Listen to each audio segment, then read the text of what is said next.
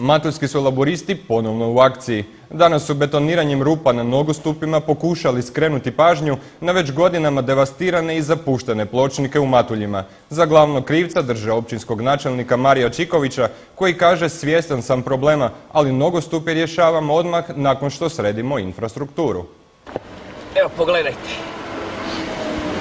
Ja bi ovo sad zapakirao u paket i odnio našem načelniku Čikoviću, ovako je napisao: pozdrav iz centra Matulja.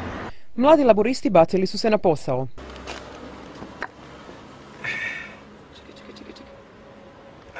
Sve rupe na nogostupima danas su simbolično pokrpane i to s potpisom. Prvi na redu bio je poznati zloglasni rotor. Nama je interesantno kako će ovi ljudi ići gore prema Matuljima i dole do supermarketa. Mislim, ja ne mogu shvatiti. Vidite kako je fantastično napravljen pločnik. Koliko je fantastičan, svakodnevno komentiraju i mještani. Udri je 2-3 puta neku žensku udrilo, pa je mene udrilo, pa je ženu udrilo. Što nimate kuda, pa sad djeca u školu, invalidi, nimate kuda. No, kaže načelnik, priča nije tako jednostavna. Mi moramo u prostorno-planskoj dokumentaciji promijeniti neke stvari da bi ih mogli početi graditi. Ljudima to izgleda jednostavno, a napravite rotor, ne znam, postavite tu neko raskršće, napravite trotoar i tako dalje.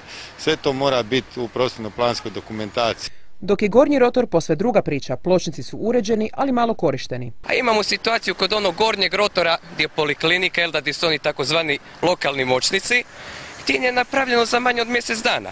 Oni manje moćni hodaju kolnikom na puku sreću. Mene je strah više puta poći preko cesta jer ne vidim da li mi auto dođe, a tek na 15 metri ga vidim.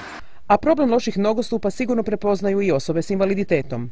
2009. godine u svibnju su se hvalili kako su napravili nogostupe, odnosno prilaz za invalide.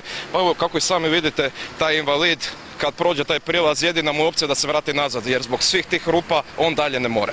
Ne more se ni do Kastva osim obilaznim putem, što je opet razljutilo laburiste. Bez obzira na sve izmjene i dopune urbanističkog plana Matulji se radovi odvijaju svakih nekoliko godina, ali nikad se radovi ne obave do kraja. Znači, kad ovi radovi budu gotovi, pitanje je da li će pločnici biti dovršeni, vjerojatno neće, a i pitanje je za koliko će se vremena opet radovi početi raditi u vezi nekakvog bušenja kanala za kanalizaciju ili za vodu ili za plin. A u centru Matulja radova će tek biti, posebno infrastrukturnih. A i u sljedećih godinu dana još jedanput ćemo raskopati, nažalost, centar Matulja i postavljamo nove vodovodne cijevi i plinske instalacije. U istočnom dijelu postavit će se plin, kanalizacija i voda. I nakon toga, to smo već 5 puta objašnjavali, idemo u rekonstrukciju trotoara i trga u centru Matulja. Znači, suludo bi bilo trošiti sad novce i popravljati, riješiti trotoare. Mislim, mi ih popravljamo i znači može se hodati po njima, normalno da ne izgledaju jako dobro. Neki će radovi trajati 15 mjeseci, a tek kad svi budu završeni na red će doći nogostupi. Do tada će možda i laburisti izbetonirati sve pločnike.